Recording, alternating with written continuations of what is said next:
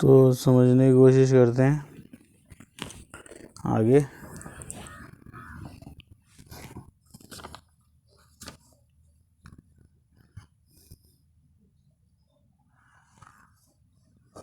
Electrical charge हमने समझ लिया। Electrical charge is a fundamental physical quantity due to which electrical and other related effect are produce in the matter. Electrical charge एक फंडामेंटल quantity है जिसकी वजह से इलेक्ट्रिकल और अदर रिलेटेड इफेक्ट प्रोड्यूस होते हैं किसी मैटर में। Around 600 BC it was found that thales of Miletus, Greece, the amber rubbed with fur acquired the property of attracting light objects like small bits of paper, dust particle. These bodies which acquire this property are said to be electrified. 600 BC के आसपास ये पाया गया कि जब amber रब किया जाता है, एम्बर कोई रॉड है, उसको रब करते हैं किससे? फर से, कैट के, बिल्ली के पंख से, तो उसके अंदर अट्रैक्शन वाली प्रॉपर्टी आ जाती है। जब एम्बर रॉड को रब करते हैं कैट के फर से तो वो क्या करता है? लाइट ऑब्जेक्ट को अट्रैक्ट कर लेता है, जैसे पेपर को, डस्ट पार्टिकल को। एक एम्बर रॉड है, एक एम्बर रॉड है, कोई भी एम्बर रॉड होती होगी कोई,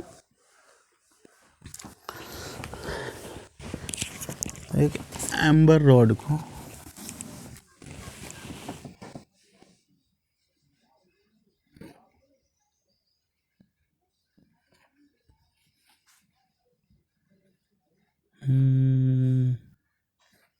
चल भाई,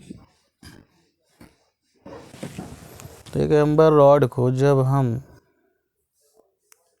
रब करते हैं कैट के फर से, कैट यानी बिल्ली के पंख से, तो एम्बर रॉड के ऊपर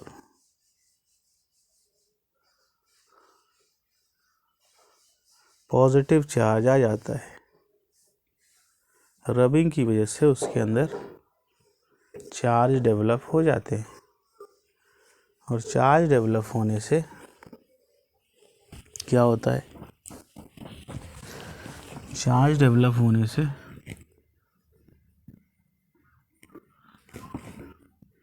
चार्ज डेवलप्ड इन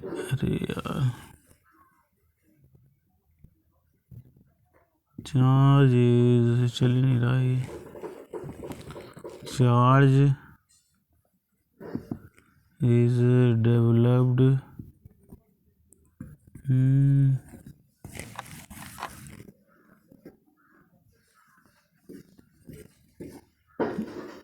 कैट के फर में एम्बर रॉड में पॉजिटिव चार्ज आ जाता है घिसने की वजह से, कैट के फर में नेगेटिव। इसलिए जब एम्बर रॉड को किसी पेपर वगैरह से टच कराते हैं तो पेपर को अट्रैक्ट कर लेता है। जैसे पहले हम लोग स्केल को घिसते थे बाल में, तो दो बॉडी हो गई, दो चीज़ें हो गई, एक स्केल और एक हेयर। तो एक ऑब्जेक्ट पॉजिटिवली चार्ज हो जाता है घिसने से, एक ऑब्जेक्ट नेगेटिव चार्ज। तो फिर जब उसे न्यूट्रल बॉडी के पास ले जाते हैं तो अट्रैक्ट कर लेता है। तो जब एम्बर रॉड को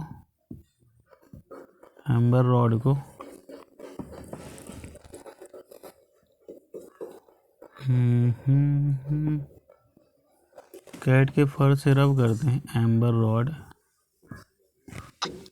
चल क्यों नहीं रहा, एम्बर रॉड को कैट के फर से रब करते हैं तो एक बॉडी में positively charge, amber rod positively charge हो जाएगी, कैट का फर नेगेटिव चार्ज। अब एम्बर रॉड को अगर हम कहीं पे भी फिर क्या करें, एम्बर रॉड को किसी कागज़ से टच वच कराएं तो एम्बर रॉड क्या हो जाएगी, एम्बर रॉड पॉजिटिवली नहीं, घिसने से एम्बर पॉजिटिवली, कैट फर हो जाएगा नेगेटिव। और फिर इस क्योंकि पॉजिटिवली चार्ज हो गई तो इसको ले जाएं किसी पेपर होकर से टच कराइए, पेपर हो गया तो ये पॉजिटिव वाला इसके नेगेटिव को, क्योंकि पेपर न्यूट्रल होगा, न्यूट्रल मतलब ये नहीं कि चार्ज नहीं होगा, जितना पॉजिटिव होगा उतना ही नेगेटिव होगा,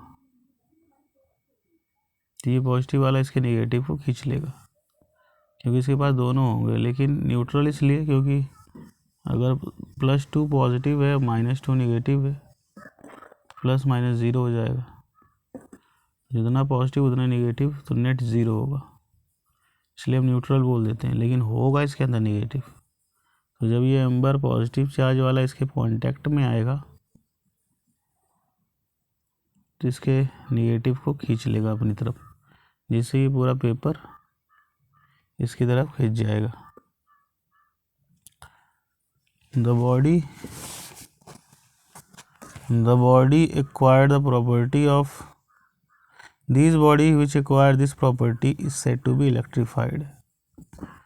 अच्छा, अब इनके अंदर चार्ज डेवलप हो गया तो हम बोल देंगे ये बॉडी इलेक्ट्रीफाइड हो गई, बॉडी इज इलेक्ट्रीफाइड। या हम बोल देंगे charge with electricity and this property is known as static cling, this property is known as static cling, CLING। इस प्रॉपर्टी को हम static cling कहते हैं। Greek name for amber are electrum and electron which form the origin of the word electric charge।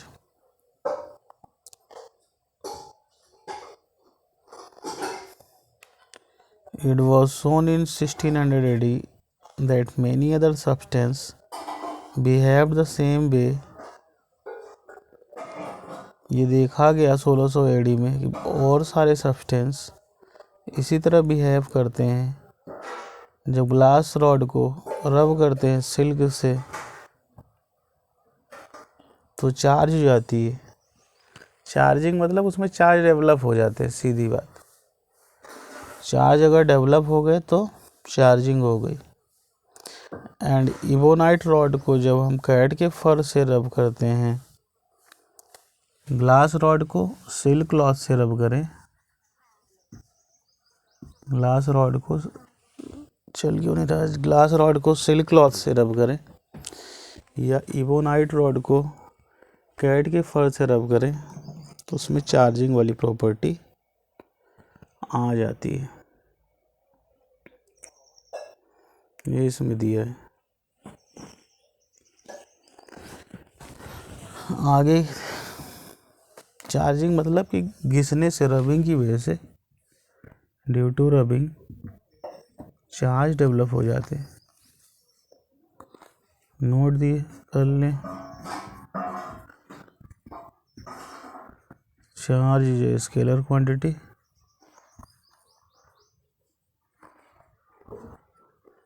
चल क्यों नहीं रहा,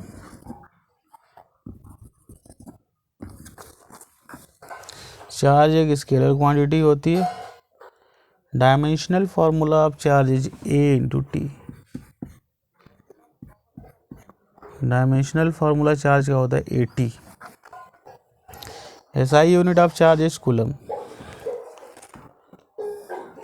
charge is a scalar quantity.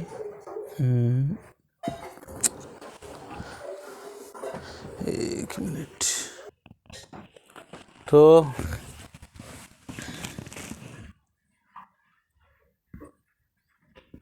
Charge scalar quantity है,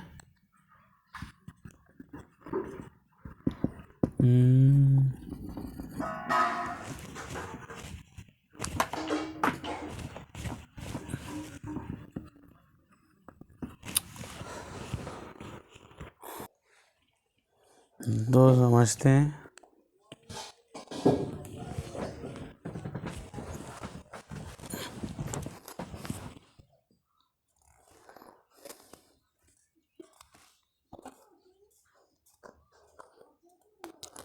कि चार्ज स्केलर क्वांटिटी है, चार्ज स्केलर क्वांटिटी है। Scalar quantity मतलब इसके पास मैग्नीट्यूड है और डायरेक्शन नहीं है, ओनली मैग्नीट्यूड है। मतलब मैग्नीट्यूड मतलब जैसे 2 कूलम चार्ज, तो ये जो न्यूमेरिकल वैल्यू है ना, ये इसका मैग्नीट्यूड है, तो इसके पास मैग्नीट्यूड है, ओनली मैग्नीट्यूड। ठीक है, और स्केलर का मतलब होता है सिर्फ मैग्नीट्यूड होता है। और डायमेंशनल फार्मूला इसका कितना है, डायमेंशन इसका कैसे निकलेगा, एम्पियर इंटू टाइम, ए इंटू टी। कैसे, चार्ज होता है, आई होता है, करंट होता है, charge upon time. 1 second time में कितना चार्ज फ्लो हो रहा है, ये करंट कहलाएगा। तो चार्ज का फार्मूला हो जाएगा आई इंटू टी, एम्पियर टाइम का सेकंड, तो एम्पियर इंटू टाइम लगा देते हैं। एम्पियर के लिए ए, टाइम के लिए डायमेंशन फार्मूला टी लगता है, मास के लिए एम, लेंथ के लिए एल, टाइम के लिए टी।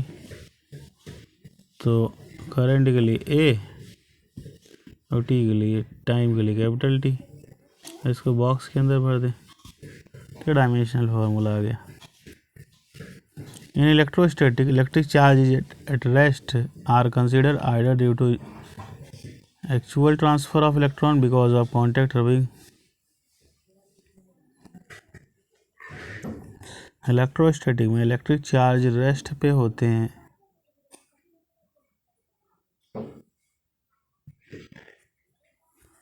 तो in electrostatic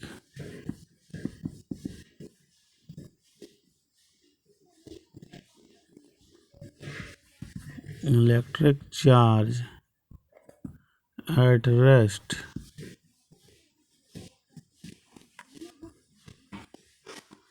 are considered due to actual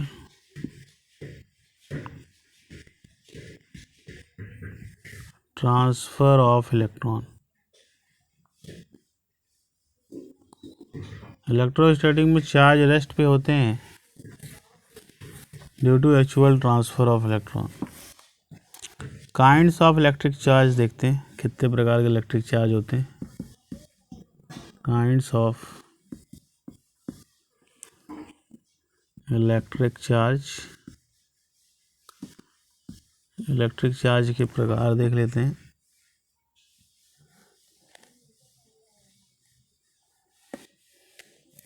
तो simple experiment shows that electric charge appearing on the glass rod, एक सिंपल एक्सपेरिमेंट दिया गया है। Kind of electric charge, attraction and repulsion of charge. A simple experiment shows that electric charge appearing on glass rod when rubbed with silk cloth of opposite sign to that just appear on the rubber rod when rubbed with fur। 2 प्रकार के charge होते हैं, एक को positive charge कहते हैं। तो 2 प्रकार की इलेक्ट्रिसिटी होती है, 2 प्रकार के चार्ज होते हैं। एक पॉजिटिव चार्ज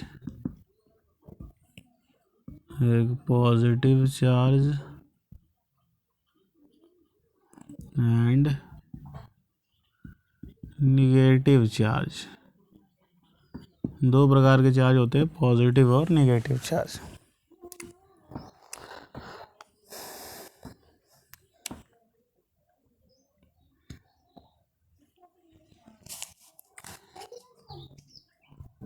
तो पॉजिटिव इलेक्ट्रिसिटी, जिसको हम पॉजिटिव चार्ज को इलेक्ट्रिसिटी भी बोल देते हैं, तो जब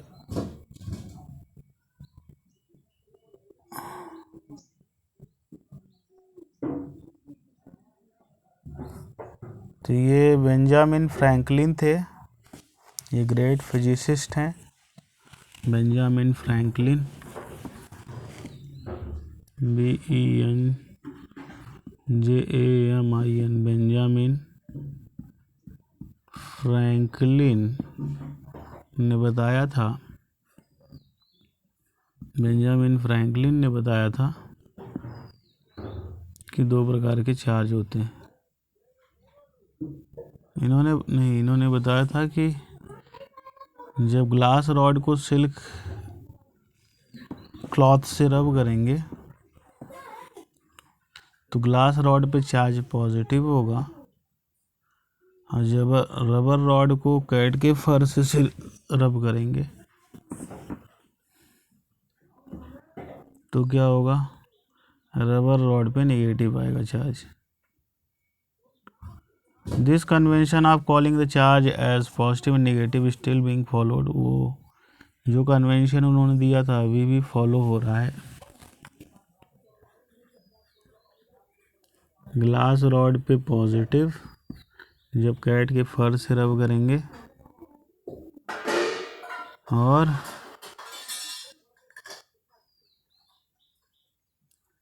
रबर रॉड पे जब कैट के फर्श से करेंगे, नहीं, ग्लास रॉड को सिल्क क्लॉथ से जब रब करेंगे तो ग्लास रॉड पे पॉजिटिव चार्ज डेवलप होगा रबिंग की वजह से, और रबर रॉड को कैट के फर से जब रब करेंगे, कैट के फर से, तो ये बोल दिया इन्होंने रबर रॉड पे नेगेटिव आएगा। और ग्लास रॉड को सिल्क क्लॉथ से जब रब करेंगे, सिल्क क्लॉथ, तो किस पे पॉजिटिव आएगा, ग्लास रॉड पे पॉजिटिव। रबर रॉड को कैट फर से रब करेंगे तो रबर रॉड पे नेगेटिव। ऐसा Benjamin Franklin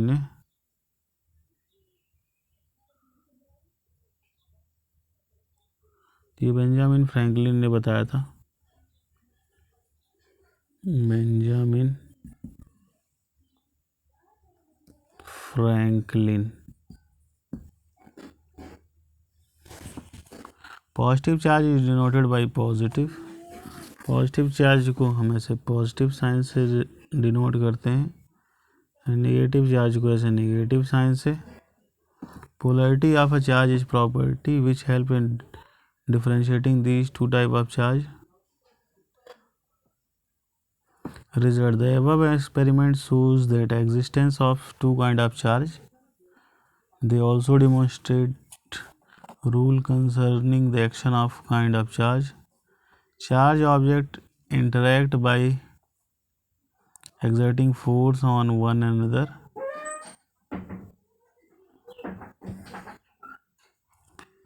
same charge repel करते हैं, चाहे पॉजिटिव हो ये रिपेल करेंगे, या निगेटिव हो तो भी ये क्या करेंगे, रिपेल करेंगे। प्लस माइनस या माइनस प्लस ये दोनों अट्रैक्ट करेंगे। तो ये लाइक चार्ज कहलाते हैं। Like charge repel each other. ये प्लस माइनस या माइनस प्लस ये अनलाइक चार्ज कहलाते हैं। Unlike charge attract each other.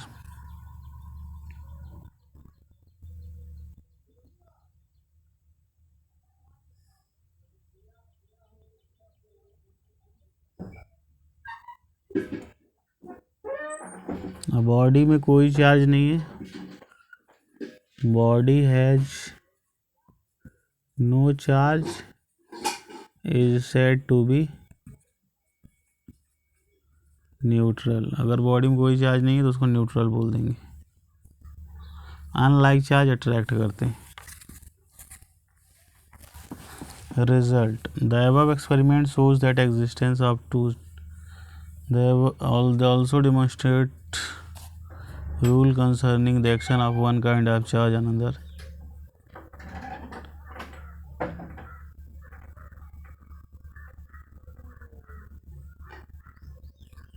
From the above general rule can be stated,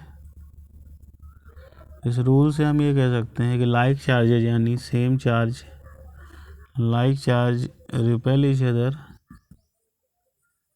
like charge repel each other while unlike charge attract each other.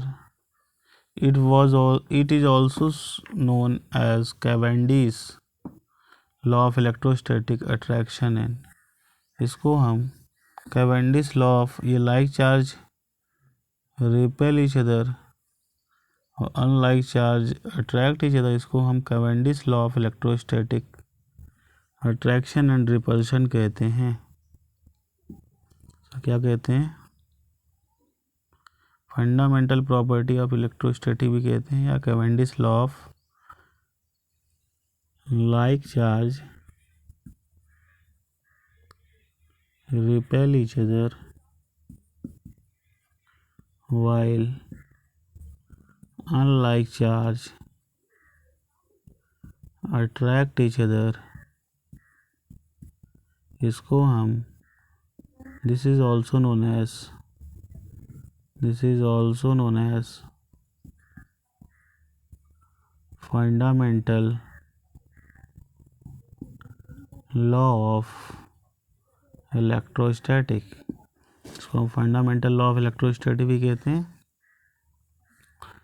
या एक और नाम से यहाँ पे लिखा है कैवेंडिश लॉ ऑफ इलेक्ट्रोस्टैटिक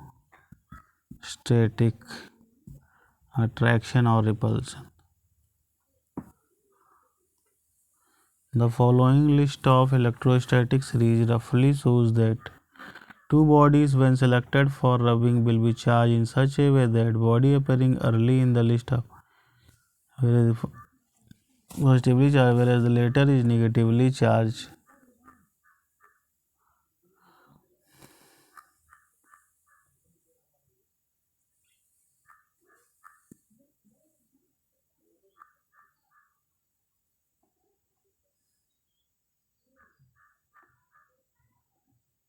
तो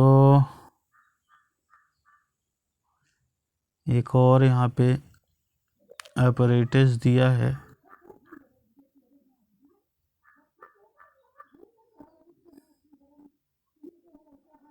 gold leaf electroscope, a simple apparatus used to find the presence and nature of electric charge on the body is called, हाँ एक इलेक्ट्रोस्कोप apparatus है। इलेक्ट्रोस्कोप क्या डिटेक्ट करता है? It detect the nature, it detect the presence and nature of electric charge, charge का presence भी detect करता है कि चार्ज है कि नहीं है, और उसका नेचर कि वो कैसा चार्ज है, पॉजिटिव है कि नेगेटिव। तो चार्ज की प्रेजेंस को और उसके नेचर को डिटेक्ट करता है कौन? इलेक्ट्रोस्कोप। गोल्ड लीफ इलेक्ट्रोस्कोप होता है, गोल्ड लीफ इलेक्ट्रोस्कोप क्या करता है? It detect the presence of charge और नेचर ऑफ चार्ज। चार्ज किस तरह का है, पॉजिटिव है कि निगेटिव, और उसका नेचर और उसकी प्रेजेंस को डिटेक्ट करता है। ये ऐसा एपरेटस है gold leaf electroscope. Like charge repel each other, unlike charge attract each other. इसको हम फंडामेंटल लॉ ऑफ इलेक्ट्रोस्टैटिक भी कहते हैं और कैवेंडिश लॉ ऑफ इलेक्ट्रोस्टैटिक भी कहा जाता है।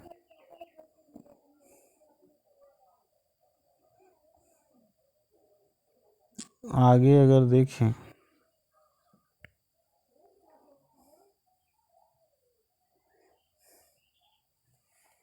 गोल्ड लीफ इलेक्ट्रोस्कोप क्या है? डिटेक्ट करता है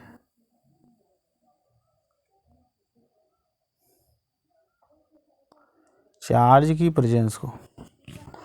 चार्ज की प्रेजेंस को ये डिटेक्ट करता है कि चार्ज प्रेजेंट है कि नहीं,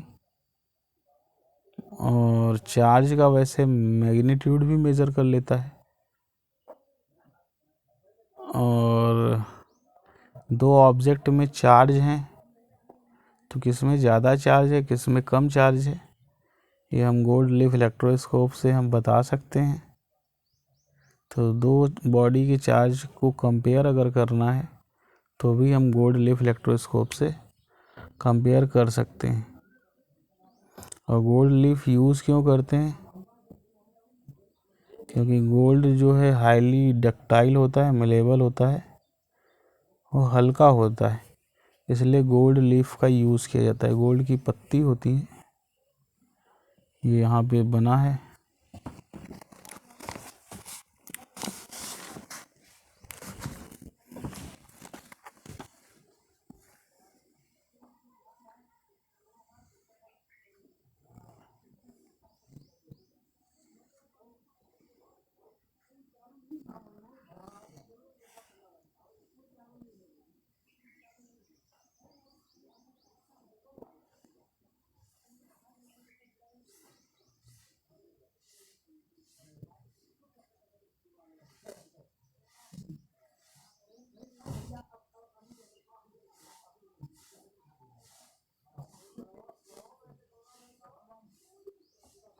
ये गोल्ड की लीफ है, ये गोल्ड की लीफ है, गोल्ड लीफ।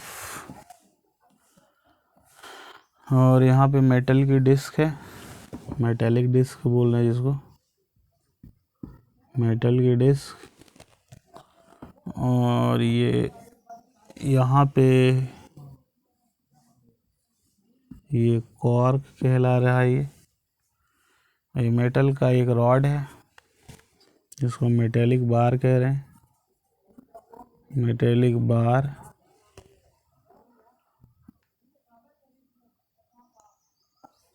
और ये अर्थिंग पॉइंट है, अर्थिंग पॉइंट। तो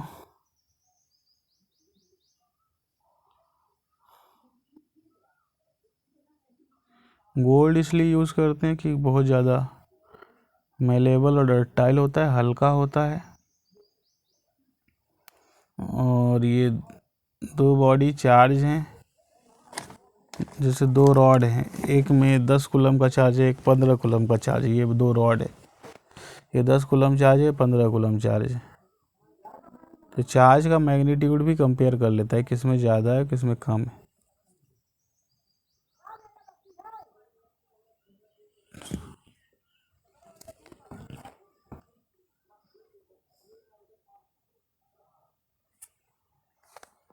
और गोल्ड क्यों यूज़ किया जाता है? हल्का होता है, मेलेबल होता, डक्टाइल होता है इसलिए।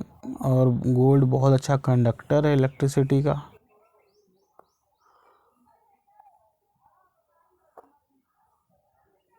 हाईली फ्लेक्सिबल होता है gold, gold leaf can be easily activated by small electrostatic force. तो इनमें क्या हो जाता है, ये गोल्ड लीफ जितना ज़्यादा डाइवर्ज होंगी, जैसे इसका चार्ज मेज़र करना है मुझे, जैसे चार्ज ये रॉड में ले आऊँगा, अगर ये रॉड में पॉजिटिवली चार्ज है मान लेते हैं, तो रॉड के ले आऊँगा और इसको कांटेक्ट कराऊँगा, ये मेटेलिक डिस्क से कांटेक्ट करा देंगे, तो ये चार्ज क्या हो जाएगा, यहाँ से ट्रांसफ़र हो जाएगा, ये चार्ज यहाँ से ट्रांसफ़र होगा, यहाँ तक पहुँचेगा और ये पूरे इसको ले जाकर टच कराएंगे तो कंडक्शन कहलाएगा। तो कंडक्शन से चार्ज यहाँ तक आ जाएगा, तो इस पूरे रॉड में चार्ज पॉजिटिवली ट्रांसफ़र हो जाएगा और चार्ज ट्रांसफ़र से ये गोल्ड लीफ फैल जाएंगी, और फैल जाएंगी तो ये हम एंगल मान लेते हैं थीटा है, तो ये पॉजिटिव ये गोल्ड की लीफ हैं, इनमें पॉजिटिव चार्ज, ये कंडक्शन यानी इनको टच कराए हैं, टच कराने से जो चार्ज आएगा कंडक्शन कहलाएगा, कंडक्शन से चार्ज आ जाएगा तो ये फैलेंगी तो जितना एंगल ये डाइवर्ज होंगी, फैलना मतलब डाइवर्ज होना, तो जितना एंगल ये डाइवर्ज होंगी, इस एंगल ऑफ डाइवर्जेंस को हम मेज़र कर लेंगे। अगर तो मान लेते हैं कि इसमें थीटा वन डाइवर्जेंस हुआ, थीटा वन एंगल। फिर एक दूसरी रॉड लाए, उसको भी टच कराए, दूसरी रॉड, ये रॉड ए थी, फिर एक रॉड और ले आए, रॉड बी, और उसको टच कराए यहाँ पे, उसका डाइवर्जेंस थीटा टू आ गया। फिर हमने देखा थीटा वन जो है बड़ा है थीटा टू से, तो जिसका डाइवर्जेंस ज़्यादा होगा उस रॉड का चार्ज ज़्यादा होगा, और जिसका डाइवर्जेंस कम होगा इस गोल्ड लीफ का, उसमें चार्ज कम होगा। तो हम दो रॉड इनका चार्ज कंपेयर करना है, हम कंपेयर कर सकते हैं इस गोल्ड लीफ एपरेटस से, जिसको हम गोल्ड लीफ इलेक्ट्रोस्कोप कहते हैं। इसमें मेटल की डिस्क होती है, ये रॉड होती है जिसको मेटेलिक बार कहते हैं, बार यानी रॉड, ये कॉर्क लगा है, ये अर्थिंग पॉइंट, ये गोल्ड की लीफ है। गोल्ड इसलिए यूज़ करते हैं क्योंकि ये मिलेबल होती है और ये हल्की होती है, हल्का यानी लाइट वेट का होता है, डक्टाइल होता है,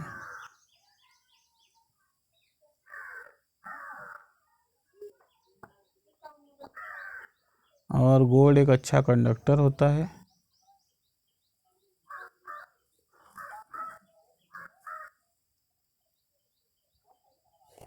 और गोल्ड लीफ एक्टिवेट हो जाती हैं इनमें बड़े स्मॉल इलेक्ट्रोस्टैटिक फोर्स है। Since gold is costly so aluminium foil can also be placed. और गोल्ड क्योंकि कॉस्टली होती है तो इसलिए हम एल्युमिनियम की फॉयल भी यूज़ कर लेते हैं गोल्ड लीफ की जगह पे भी। तो हम एल्युमिनियम महंगी होने की वजह से हम गोल्ड लीफ की जगह पे एल्युमिनियम की भी फॉयल यूज़ कर सकते हैं। तो ये दो बॉडी के चार्ज को कंपेयर करता है और किसी बॉडी में कितना चार्ज है ये भी मेज़र कर सकता है, ये हमारे सिलेबस में नहीं है। If a charge body is made touch मिलेबल disc of electroscope,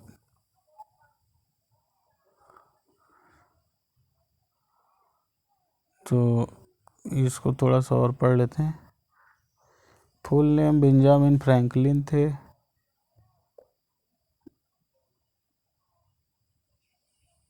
Benjamin Franklin ने बताया था दो प्रकार के चार्ज, जब ग्लास रॉड को सिल्क से रब करते हैं तो ग्लास रॉड पे पॉजिटिव, ये बेंजामिन ने ही बताया था, और रबर रॉड को कैट के फर्श से रब करते हैं तो रबर रॉड पे नेगेटिव।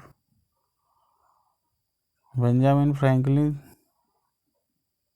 बॉर्न हुए थे 1706 में, मरे हुए थे डाइड हुए थे 1790 में।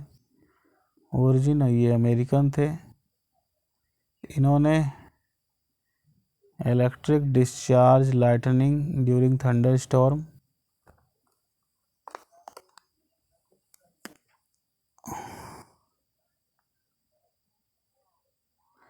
गोल्ड लीफ का इसलिए यूज़ करते हैं इसमें क्योंकि ये एक्टिवेट हो जाती थोड़े से भी फोर्स में, और क्योंकि गोल्ड महंगा आता है तो एल्युमिनियम की फाइल भी हम यूज़ कर सकते हैं। चार्ज, और इसका काम है दो रॉड अगर चार्ज हैं तो उनके चार्ज के मैग्नीट्यूड को कंपेयर करना, किस में ज़्यादा है किस में कम।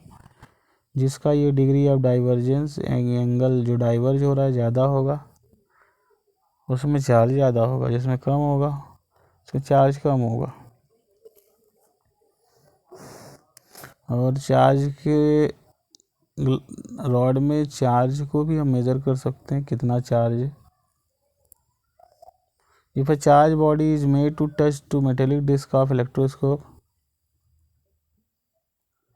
the half of gold leaf gets similarly charged so that they repel each other and get diverges.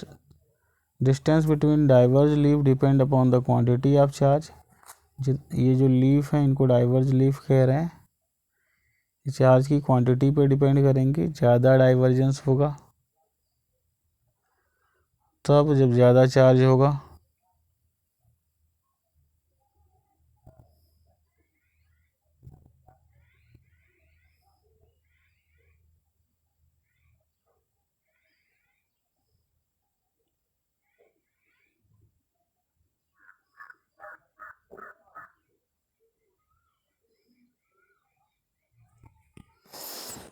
तो ये सब चार्ज, ये इंस्ट्रूमेंट है, ये जो apparatus है चार्ज की प्रेजेंस को डिटेक्ट करता है। दो चार्ज बॉडी के मैग्नीट्यूड को कंपेयर करता है।